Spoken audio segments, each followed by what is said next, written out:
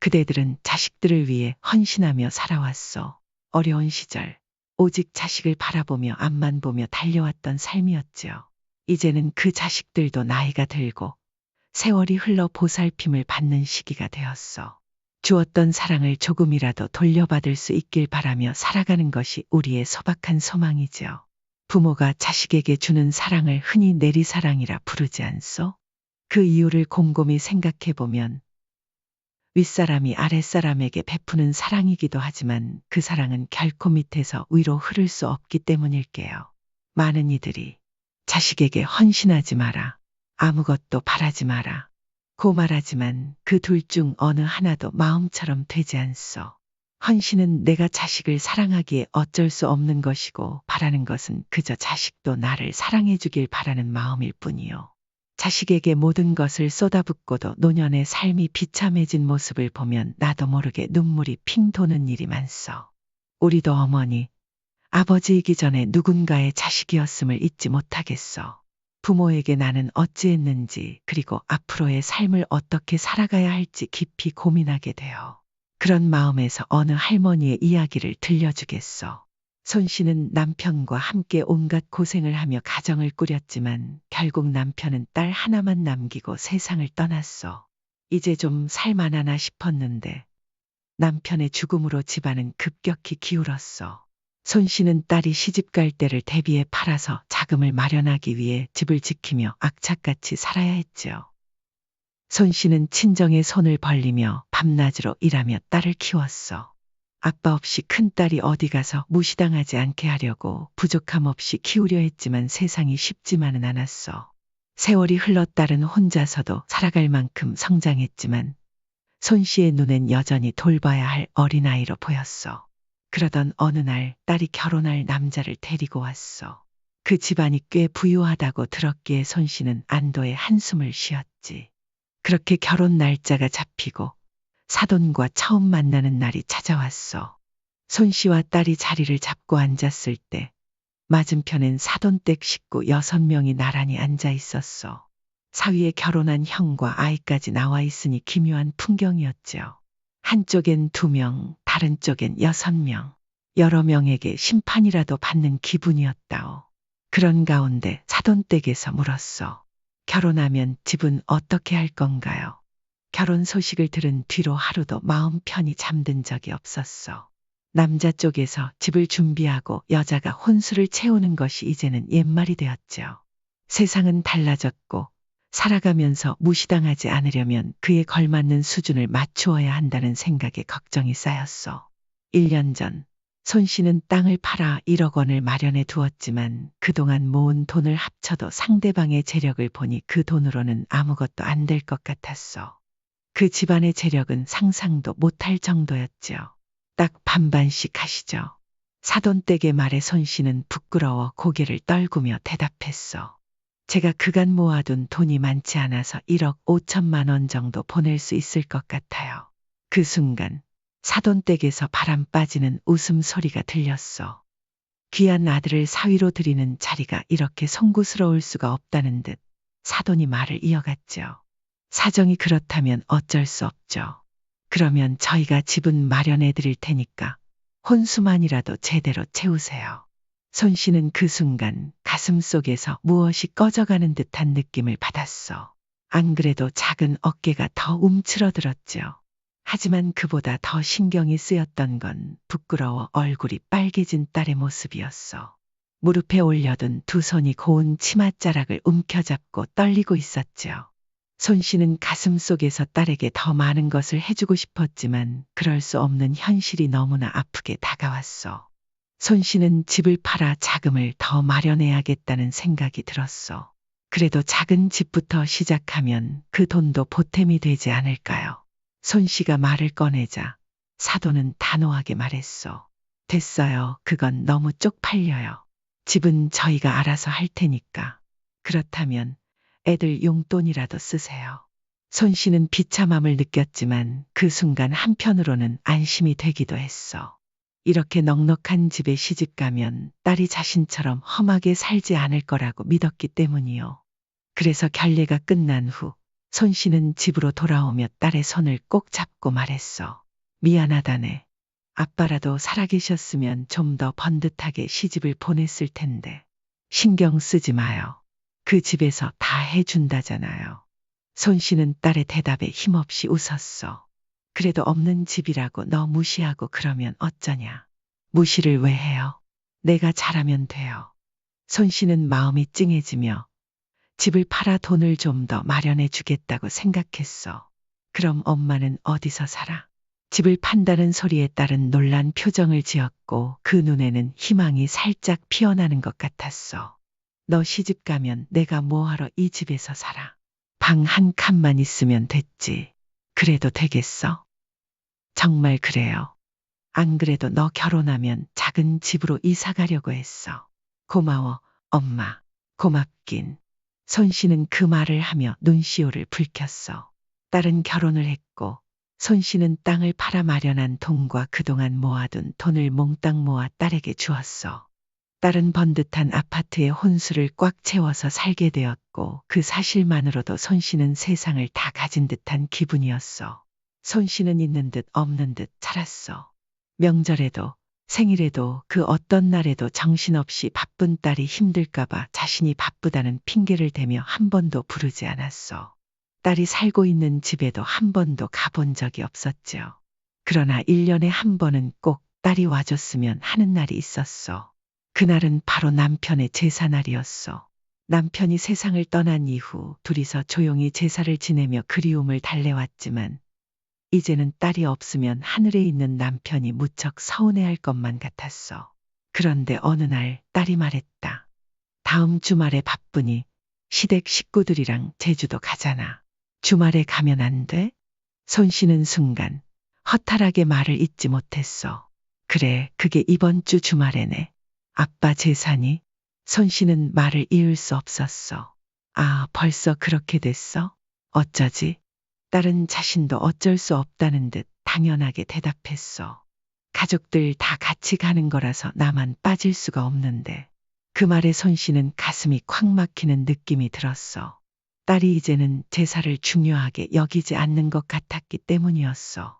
손 씨는 마음속에서 치밀어 오르는 분노를 애써 눌렀어. 그래도 아빠가 너 보고 싶어 할 텐데. 손 씨는 절박한 마음으로 말을 꺼냈지만 딸은 그 말에 반응하지 않았어. 그냥 진작 말하지 그랬어. 이제 와서 어떻게 못 간다고 그래. 딸의 차가운 말투가 손 씨의 마음을 찢어 놓았어. 거진 20년간 빠짐없이 챙겼던 제사를 딸이 이렇게 간단히 잊어버린 것 같아 손 씨는 속이 타들어갔어. 그럼에도 불구하고 시댁 행사에 빠졌다가 곤욕을 치를까 두려워 서운한 기색을 비치지 않으려 애썼어. 시댁에서 너한테 많이 뭐라고 하니? 딸의 말에 손 씨는 고개를 떨구며 답했어. 그런 말이 아니잖아. 그리고 산 사람이 중요하지. 제사가 뭐가 그렇게 중요하다고 그러는 거야. 손 씨는 숨이 막히는 기분이 들었어. 정말 마냥 좋지 않았지만 마음속에서는 결혼자금도 아빠가 물려준 재산으로 마련한 거다라고 외치고 싶었지만 그 말은 입 밖으로 나오지 않았어. 그래, 이번엔 엄마 혼자 할게. 내년엔 꼭 와야 한다. 알겠어요. 손 씨는 억지로 말을 마친 뒤 전화를 끊었다. 그리고 그 순간 신경질적으로 전화를 끊어버린 딸의 목소리가 손 씨의 귀에 남아 그 소리가 마치 칼날처럼 심장에 박혔어. 그 후 그 다음 제사도 그 다음 제사도 딸은 오지 않았어. 손 씨에게 남은 건 딸 하나뿐이었지만 그마저도 만날 수 있는 시간이 이렇게 귀하니 손 씨는 세상에 혼자 남은 듯한 기분이 들었어. 딸이 바쁘다는 이유로 얼굴을 볼 수 있는 날은 점점 줄어들었고 가끔 김장김치를 가지러 딸이 올 때면 그날이 너무나 기쁘게 느껴졌어. 그런 날이면 상다리가 부러질 듯이 밥을 차려놓고 기다렸어. 밥 한 끼만 먹고 가거라. 바빠. 애 아빠 밖에서 기다려. 손 씨는 그럼에도 딸에게 무심한 듯한 말투로 재촉하며 마음속으로는 더 많은 시간을 함께하고 싶었어. 왜 안 들어오고 추운데 밖에서 기다리게 해. 빨리 가봐야 해. 그러지 말고 한 술만이라도 떠봐. 너 좋아하는 잡채 해놨어. 손 씨는 딸이 좋아했던 잡채를 생각하며 이른 아침부터 시장에 가서 장을 봐왔어. 정성스레 차린 밥상에 한번 앉아보지도 않고 떠나려는 딸을 손씨는 다급히 붙잡았어. 엄마, 앞으론 이렇게 밥 차리지 마. 바빠서 가야 하는데 이렇게 차려놓으면 내 마음이 너무 불편하다고. 딸의 말에 손씨는 어깨를 떨며 고개를 끄덕였어. 그래, 알았다. 앞으론 안 그럴게. 그러나 딸이 떠나려는 마음을 붙잡을 수 없었어. 잠깐만, 5분만 기다려봐라. 반찬통에 이것들 좀 싸줄게. 손씨는 서둘러 반찬통을 들고 다음에 와서 먹어라.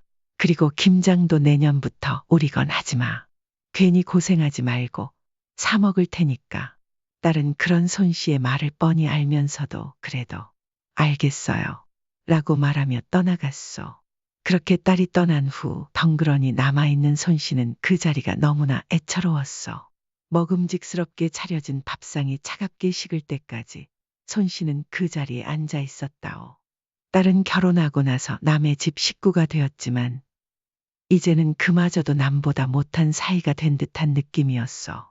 엄마가 해준 김치가 아니면 밥을 못 먹겠다고 하던 딸을 위해 결혼 후에도 김치를 챙겨줬던 손씨였지만 이제는 그마저도 됐다고 하니 딸과의 연결고리가 더 이상 하나도 남지 않은 듯한 기분이었어. 하지만 슬퍼한들 무엇하겠어. 시집가서 잘 살고 있는 딸을 내가 슬프다고 다시 돌아오라고 할 수도 없고 그저 딸만 행복하게 잘 살고 있으면 된다고 생각했어. 그 생각에 자신을 달래며 손씨는 그저 시간을 보내고 있었어. 그러던 어느 날 이른 저녁 잠자리에 든 손씨는 인기척에 잠에서 깼어. 누구세요? 불안하게 문을 열며 물었어. 누구긴. 집에 올 사람이 나밖에 더 있어. 불도 켜지 않고 어둠 속에서 딸이 대답했어. 손씨는 깜짝 놀라며 일어섰어. 밤중에 내가 왜 여기 있어? 나 오늘 여기 좀 있으려고. 딸은 잠시 멈칫하다가 이어서 말했어. 무슨 일 있니? 그때 딸은 불을 켰고 손씨는 딸이 잠든 아이를 껴안고 쭈그려 앉아있는 모습을 보고 충격에 빠졌어. 딸의 얼굴에는 시퍼런 멍이 들어 있었고 입가는 터져 있었습니다. 이게 무슨 일이야? 너 얼굴 왜 이렇게 되어 있니? 손씨는 그녀의 얼굴을 보며 손이 떨렸어. 그때 딸이 눈물을 터뜨리며 울기 시작했어. 에어, 버. 그녀의 말을 끝까지 들을 수 없었어. 딸은 대답도 없이 울음을 터뜨리기 시작했어. 손씨는 급히 딸 앞에 주저앉으며 너 여기에 맞고 살았어? 라고 물었어. 딸은 고개를 떨구며 아무 말도 하지 않았어. 손씨의 마음은 그때 뒤집어지는 듯한 기분이었어. 발밑이 쑥 내려앉는 듯한 감정에 휩쓸려 어떻게 해야 할지 몰랐어. 그런 거 아니야. 딸이 겨우 말을 이어갔어. 오늘 애 아빠가 많이 취해서 아니 취했다고 해서 사람을 패는 거야. 요즘 좀 속상해서 그래서 실수한 거야. 딸은 억지로 고개를 떨구며 그 말로 남편을 감쌌어. 하지만 손씨는 그 말에 억장이 무너졌어. 세상에서 가장 귀하게 키운 딸이 이런 상황에 놓인 것을 보니 마음이 그대로 부서지는 듯했어. 공주처럼 키운 건 아니었어도 손씨는 세상에서 가장 소중하게 여긴 딸을 위해 모든 걸 바쳤어. 그런데 이제 그 딸이 이렇게 아픔 속에 살고 있었다니 손씨는 그저 말로 다 할 수 없는 분노와 슬픔이 섞여 있었어. 손씨는 딸을 때린 사위에게 그 분노를 어떻게든 참을 수 없었어. 세상에서 가장 소중한 딸을 그렇게 얼굴이 터지도록 때린 사위에게 가서 당장이라도 죽여버리고 싶었어. 그러나 딸이 간신히 손씨를 말렸어. 엄마, 그러지 마. 요즘 일이 많았는데 나랑 싸우기까지 하니까 욱했던 거야. 딸의 말을 들으면서도 손씨는 속이 터져서 견딜 수 없었어. 뭐가 그렇게 힘들길래 마누라를 때려. 내 딸을 내가. 손씨의 목소리는 떨리며 격해졌어. 사위 집이 지금 빚더미에 앉았단 말이야. 딸이 말을 꺼냈어. 어쩌다 아버님이 하던 사업이 망하게 생겼어. 그래서 사위도 그 집에서 함께 일하고 있었잖아. 시댁이 어려워지면 그 사람도 어려워지는 거니까. 손씨는 그 말을 듣고도 마음이 복잡했어. 경제적으로 부족함 없이 살 것이라 생각했는데 그 모든 것이 하루아침에 무너져 내린 것 같았어. 그런데 그 와중에도 딸에게 손찌검을 하는 사위를 보면 결혼을 잘못 시킨 게 아닌가 하는 후회가 밀려왔어. 모든 남자가 망했다고 해도 마누라를 때리진 않아. 손 씨는 분노를 삼키지 못하고 소리쳤어. 너 그 집에서 당장 나와. 우리 아기 두고 어떻게 이혼을 해. 그럼 그렇게 계속 살 거야. 엄마 속 터지는 거 보고 싶어. 딸이 말없이 눈물을 흘리며 고개를 떨구자 손 씨는 더 이상 말을 이어가지 못했어. 내일 가서 잘 얘기해 볼게. 그래도 집도 있고 내가 다시 일하면 되니까 금방 일어날 수 있을 거야. 딸은 애써 담담하게 말했지만 손 씨는 그 말을 믿을 수 없었어. 핏덩이 어린 새끼는 어쩌려고 그러냐? 손 씨는 더 이상 참을 수 없었고 결국 딸과 어린 손녀를 품에 안고 새벽을 맞이할 수밖에 없었어. 다음 날 아침 손 씨가 차려준 밥을 먹고 딸은 집으로 돌아갔어. 손 씨는 딸이 걱정되어 아무것도 손에 잡히지 않았어. 그날 밤 손 씨의 예감대로 딸에게서 전화가 왔어. 손 씨는 헐레벌떡 전화기를 받으며 가장 먼저 물었어. 하서방이 또 때리진 않았어. 그 말에 딸은 조금 떨리며 대답했어. 아냐, 무릎 꿇고 싹싹 빌었어. 다시는 안 그러겠다고 각서도 썼어. 그 말을 들은 손 씨는 그저 한숨을 내쉬었어. 종이 위에 몇 글자 적는 것만큼 쉬운 일이 아니라는 걸 알았지만 그래도 딸이 잘못한 걸 알았다니 불행 중 다행이라 생각할 수밖에 없었어. 딸, 이혼할 생각은 없니? 손 씨는 조심스럽게 물었어. 나도 지금 취업하기도 힘들고 그래서 애 아빠랑 작게 식당이라도 차려보려고 해. 딸의 대답은 예상치 못한 것이었어. 식당? 너희가 그런 걸 해봤어야지. 쉬운 일이 아니야. 알지, 우리도. 그래도 어떡해. 시댁도 힘들고 애 아빠도 남은 일 못해. 딸의 말이 손 씨의 마음을 더 무겁게 했어. 손 씨는 겉으로는 차분히 대답했지만 속으로는 걱정이 떠나지 않았어. 식당을 하던 사람들도 경기가 나빠서 다들 문을 닫는다고 하던데 그런 일을 해본 적도 없는 두 사람이 잘 해낼 수 있을지 사실 잘 모르겠어. 그러나 딸은 흔들림 없이 대답했어. 그래도 제대로 한번 해보기로 했어. 시댁 도움만 받고 살았는데 우리도 이제 우리 살 길 찾아야지. 손 씨는 딸의 말을 들으며 마음 한구석이 울컥했어. 자식이 자기 힘으로 뭔가를 해보겠다고 나서는 모습을 보니 기특하기도 했어. 안 그래도 사돈댁에서 집도 해준 일 때문에 늘 신경이 쓰였는데 이제 자기들끼리 잘 살아보겠다는 말에 조금은 안도되기도 했어. 딸이 힘들어도 스스로 일어서려는 그 모습에 손 씨는 희망을 품을 수밖에 없었어. 그래서 그런데 엄마가 우리 조금만 도와줄 수 없을까? 손 씨는 그 말에 순간 멍해졌어. 엄마가 어떻게 도와줘? 왜 그런 말을? 딸의 목소리는 떨리고 간절함이 묻어나고 있었어. 엄마, 우리 5천만 원만 내줄 수 없을까? 손 씨는 이게 무슨 말인지 잘 이해할 수 없었어. 어떻게 5천만 원? 딸을 결혼시키고 이사까지 한 상황에서 그 큰 돈이 있을 리가 없지 않소? 그러나 딸의 흐느끼는 목소리에는 거절할 수 없을 만큼 애절함이 담겨 있었어. 손 씨는 속이 뒤집히면서도 울지 마, 엄마가 어떻게든 마련해 볼게. 라고 말하며 한숨을 쉬었어. 고마워 엄마, 꼭 갚을게.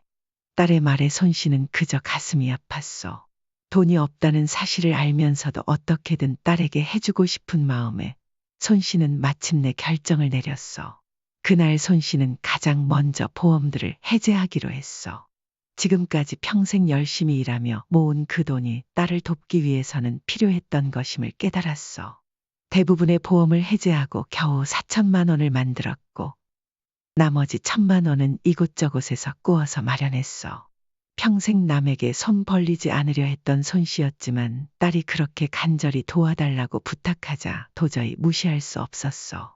돈을 준비하고 손 씨는 딸에게 그 돈을 보냈고 딸은 2달 뒤에 식당을 차렸어. 하늘이 도왔는지 식당이 대박이 나지는 않았지만 시간이 지나자 그럭저럭 먹고 살 만큼은 벌게 되었어. 손 씨는 딸에게 보낸 돈을 갚아가며 힘들게 일했지만 딸은 그 돈에 대해 일절 언급하지 않았어. 손 씨는 그저 고맙다는 마음으로 지내며 이 돈을 받지 않아도 된다 는 마음으로 아무 말도 하지 않았어. 딸은 그렇게 일상 속에서 나름의 안정을 찾아갔지만 손 씨는 점점 몸이 힘들어졌어. 그러던 어느 날 손 씨는 계단을 오르다 발을 헛디뎌 계단 아래로 굴러떨어지고 말았어. 다행히 중간쯤 올라왔던 상태라 생명에는 지장이 없었지만 허리를 심하게 다쳤어. 며칠간은 화장실조차 가기 힘들 정도로 고통스러웠어. 주변 사람들은 병원에 가보라고 권유했지만 보험이 없었던 손 씨에게 병원비가 큰 부담이었어. 결국 집에서 며칠을 쉬며 병을 달래던 손 씨에게 딸이 전화를 했어. 엄마, 단체 손님이 와서 그런데 지금 좀 와서 도와줄 수 있어? 딸의 목소리엔 절박함이 묻어 있었어. 손 씨는 이 말에 마음이 아팠지만 지금 상태에서는 어떻게 도와줄 수 없었어. 종종 딸의 식당에서 일손을 보태곤 했었지만 오늘은 도저히 갈 상황이 아니었어. 손 씨는 애써 담담하게 대답했어. 어쩌니 내가 지금 허리가 안 좋아서 지금 너무 바빠서 엄마 부탁할게. 딸은 그 말을 듣고 잠시 침묵하다가 대답했어. 알겠어, 끊어. 그런데 딸은 허리가 괜찮은지 많이 다친 건 아닌지 묻지도 않았어. 병원에는 가봤냐고도 묻지 않았어. 오히려 손 씨는 그 말 없는 대화 끝에 허탈한 감정을 감출 수가 없었어. 허리보다 가슴이 더 지끈거렸다. 일손이 없어 걱정이 되어 저녁 시간이 지나 전화를 걸었지만 딸은 전화를 받지 않았어. 손 씨는 서운한 마음보다 딸이 힘들지 않았을까 하는 걱정이 더 컸어. 내 손엔 칼에 찔려도 견디지만 내 자식 손에 박힌 가시 하나에도 마음이 아픈 것이 부모 마음이지 않소.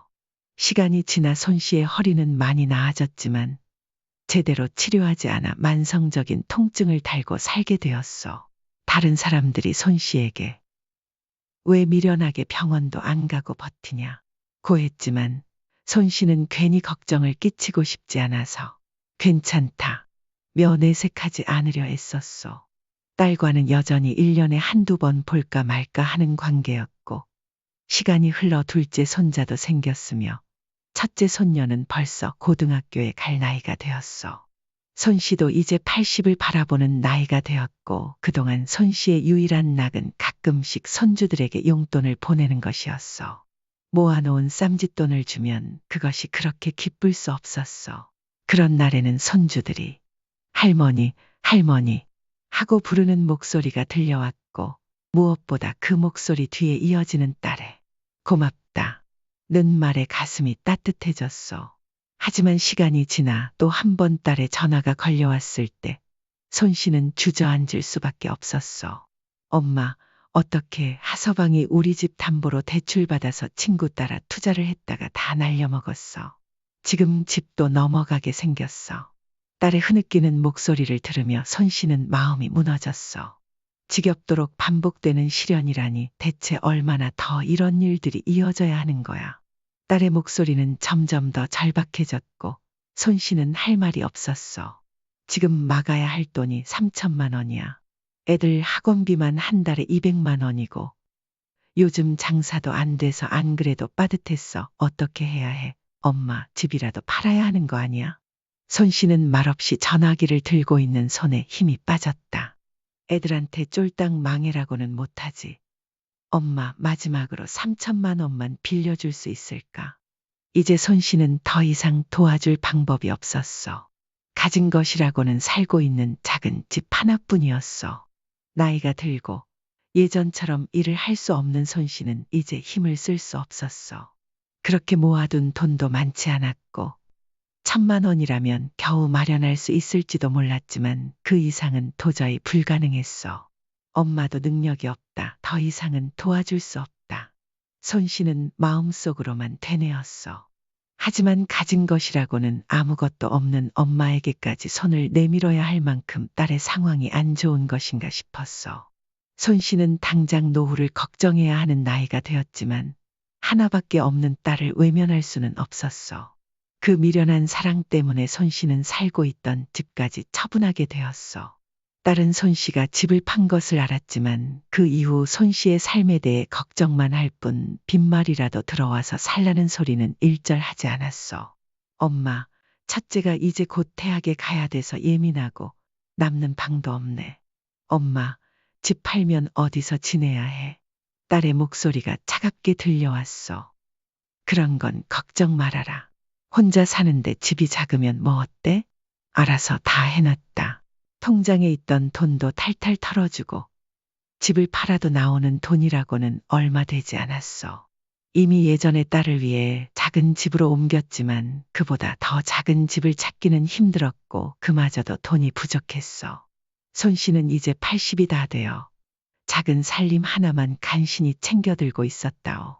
그간의 인생이 이렇게 달랑 정리되는 것이냐는 생각에 씁쓸한 웃음이 나왔어.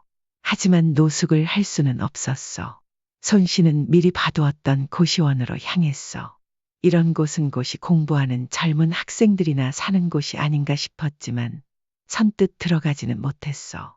그래도 가장 돈을 적게 쓰고 살 수 있는 곳은 이곳밖에 없었기에 다른 선택지가 없었어. 한참을 망설이고 있는데 웬 노인이 고시원에서 나와 말을 걸었어. 내가 위에서 지켜봤는데 방 구하러 왔어요. 네, 저 같은 노인도 여기서 살 수 있나요? 그럼요. 여기에 60대, 70대만 살아요. 손 씨는 놀랐어. 저와 같은 처지의 노인들이 많다는 말인가.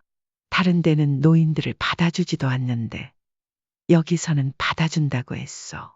그 말에 손 씨는 고개를 끄덕였어. 송장 치른다고 나는 같이 늙어가는 처지에 딱 해서 주는 거지. 손 씨는 마음이 묘하게 가라앉으면서도 고마운 마음이 들었어. 방은 창문도 없고 혼자 누우면 딱 맞을 정도로 좁았지만 그래도 길거리에 나앉지 않아 다행이었어. 고시원에서의 생활은 참 힘들었어. 나이에 비해 밖에 나가서 제대로 돈을 벌 수 있는 것도 아니었고 적게 움직이고 적게 먹는 것이 제일 낫다고 생각했어. 한 끼는 물에 밥을 말아 먹고 한 끼는 라면을 먹으면서 그렇게 하루하루를 버텼어. 그러다 가진 돈이 다 떨어지고 고시원 방세가 밀리기 시작했어. 이런 말 하고 싶지는 않지만 나도 땅 파서 먹고 사는 거 아니에요. 사정이 딱해서 이번 달은 기다려주는데 계속 밀리면 어쩔 수 없어요. 주인도 불만을 드러내기 시작했어. 알죠. 곧 마련해서 드리겠습니다. 손 씨는 그저 고개를 숙이고 말았어. 여기 있는 사람들 사정이야 뻔한데 그쪽은 통화하는 거 들어보니까 자식도 멀쩡히 있는 것 같더만 왜 여기서 이러고 있어요. 하다 못해 방세라도 내라고 해보지. 딸은 저 여기 있는 거 몰라요. 알면 우리 딸이 가만히 안 있었을 거예요. 분명 나 데리고 가려고 할 거예요. 그러면 가서 딸이랑 같이 살면 되지 뭐가 걱정이에요. 우리 딸도 힘든 일 많이 겪어서 지금 정신도 없을 거고 이런 상황에 늙은 엄마 부양해야 된다고 하면 너무 불쌍하지 않아요. 제가 볼 때 가장 불쌍한 건 그쪽 같네요. 보아하니 잘 걷지도 못하시던데 앞으로는 어떻게 사시려고 그러세요? 고시원 주인은 손 씨를 측은한 눈빛으로 바라보았다. 손 씨는 쓴 웃음을 지으며 말했다. 내가 살아봐야 앞으로 몇 년이나 더 산다고요. 이렇게 지내다 가면 그만이죠. 그러면 딸이 참 좋아하겠네요. 혀를 차는 소리에도 손 씨는 고개를 저었다. 그래도 절대 우리 딸은 알면 안 돼요. 있는 짐도 내가 나눠지고 싶은데 내가 마음의 짐까지 얹어줘야 되겠어요. 그런다고 아무도 안 알아줘요. 자식 삶은 자식이 알아서 살게 두고 본인 인생은 본인이 챙겨서 잘 살아야죠. 내 인생은 딸이 행복해야 내 인생도 행복해요. 고시원 주인은 도저히 말이 통하지 않는다고 생각하며 손 씨에게 걱정스러운 잔소리를 했지만 손 씨의 마음은 여전히 편할 리가 없었다. 딸의 모든 근심과 걱정을 손 씨가 짊어지고 갈 수만 있다면 그리 하고 싶었다. 며칠 후 딸에게서 전화가 왔다. 엄마 덕분에 요즘 상황이 좀 나아졌어. 하서방 정신 차리고 잘 살겠다. 고마워, 엄마. 그래, 다행이다. 잘 됐어. 어디 아픈 데 없고? 아픈 데 없지. 내 걱정이나 해라. 오랜만에 엄마가 해주는 잡채가 먹고 싶네. 그래, 엄마가 주말에 가서 해줄까?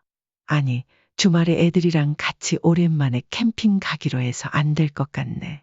요즘 정신도 없었고 애들한테 너무 소홀한 것 같아서 모처럼 가족끼리 시간 좀 보내려고. 그럼 먹고 싶을 때 말해.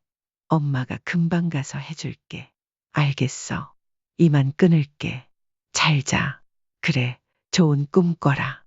손 씨는 전기장판 속에 몸을 웅크리고 누워 있었다. 날이 추워졌지만 고시원은 아직 난방을 하지 않고 있었다. 저녁을 걸러서 뱃속에서는 꼬르륵 소리가 나고 있었지만 손 씨는 그 소리에 귀 기울이지 않았다. 좁고 어두운 방에 홀로 앉아 있으니 문득 외로움이 밀려왔다. 오늘따라 먼저 간 남편이 무척 보고 싶었다. 손 씨는 남편이 곁에 있는 듯 허공을 향해 말을 걸었다. 여보, 보고 있어요. 내가 이리 살고 있는 걸 보면 우리 남편이 놀라 자빠지겠네. 걱정 말아요. 나 잘 지내요.